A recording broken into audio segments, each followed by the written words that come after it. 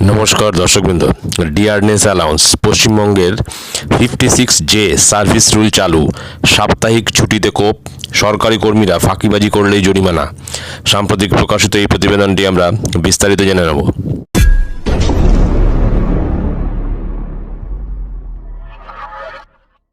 রাজ্যের মুখ্যমন্ত্রী মমতা বন্দ্যোপাধ্যায় ডিএ তথা ডিয়ারনেস অ্যালাউন্স আন্দোলনকারীদের উদ্দেশ্যে কড়া বার্তা দিলেন।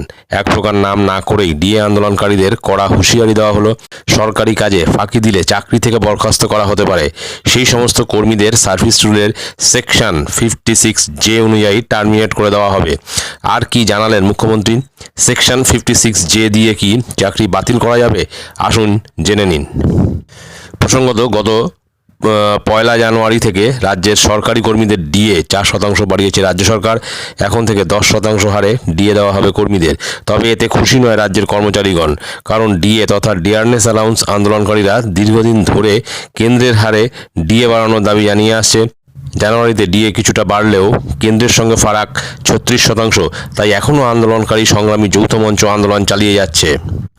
সম্প্রতি সংগ্রামী যৌথ মঞ্চ থেকে মুখ্যমন্ত্রীর দিকে হুঁশিয়ারি দিয়েছিল আন্দোলনকারী কর্মচারীগণ। সেদিন বলা হয়েছিল তাদের দাবি না মেনে নিলে অনশন, কর্মবিরতি সহ লাগাতার আন্দোলন চালিয়ে যাবেন। যদিও এদিন কোনো প্রতিক্রিয়া জানায়নি মুখ্যমন্ত্রী, তবে গতকাল নবান্ন থেকে জেলার প্রশাসনিক কার্যকর্তাদের সঙ্গে ভার্চুয়াল বৈঠকের সময় সরকারি কর্মীদের উদ্দেশ্যে কড়া বার্তা দিয়েছেন মুখ্যমন্ত্রী। গতকাল মুখ্যমন্ত্রী বলেছেন, রাজ্যের সরকারি কর্মীরা কাজে ফাঁকি দিলে কিংবা অসহযোগিতা করলে কড়া ব্যবস্থা নেওয়া হবে।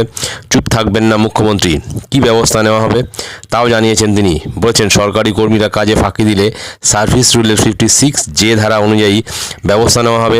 তারপর যা হবে সেটা তিনি মুখ্যমন্ত্রী বুঝে নেবেন বলেও জানিয়েছেন। বুধবার অর্থাৎ 17/1/2024 জেলার প্রশাসনিক কর্মকর্তাদের সঙ্গে মানুষের সমস্যা সমাধানের জন্য বৈঠক করে মুখ্যমন্ত্রী। আগামী 20 জানুয়ারি থেকে শুরু করে 12 ফেব্রুয়ারি পর্যন্ত এই কর্মসূচি চলবে। সরকারি অফিসাররা বুথ স্তরে গিয়ে মানুষের সমস্যার সমাধান করবেন। এর মাঝে কোনো সরকারি কর্মচারী যেন কাজে ফাঁকি না দেয়। কাজে ফাঁকি দিলে নেওয়া হবে কড়া পদক্ষেপ। মুখ্যমন্ত্রীর হুঁশিয়ারির পর সার্ভিস রুলের সেকশন 56J ধারা নিয়ে বেশ হইচই শুরু হয়েছে। এই ধারা আসলে কি? এই ধারাতে কি সরকারি চাকরি চলে যাবে বা বরখাস্ত করা হবে কর্মীদের? এ প্রশ্ন অনেকেরই। জানা যাচ্ছে এই ধারায় চাকরি যাওয়ার কোনো সম্ভাবনা নেই, তবে চাকরি ব্রেক হতে পারে এবং পরবর্তীতে পেনশন পাওয়ার ক্ষেত্রে সমস্যা হতে পারে। উল্লেখ্য, মুখ্যমন্ত্রীর হুঁশিয়ারির বা কড়া বার্তা সত্ত্বেও থেমে নেই আন্দোলনকারী সংগ্রামী যৌথ মঞ্চ। আজ শুক্রবার মহামিছিলে নামবে যৌথ মঞ্চ।